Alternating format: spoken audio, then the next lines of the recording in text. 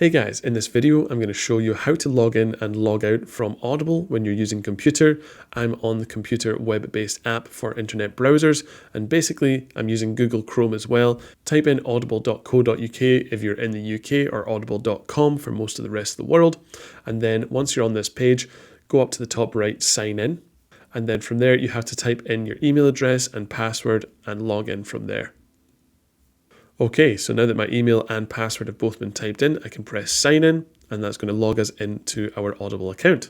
However, from there, if you actually want to sign out or log out of Audible, what you can do is come up here to the Hi Andrew section, or Hi your first name, and then go down to the bottom, sign out from there, press that, and that's going to log you out from your Audible account.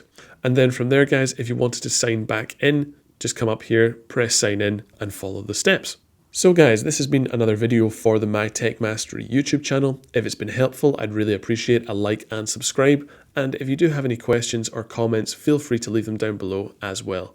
Thanks very much.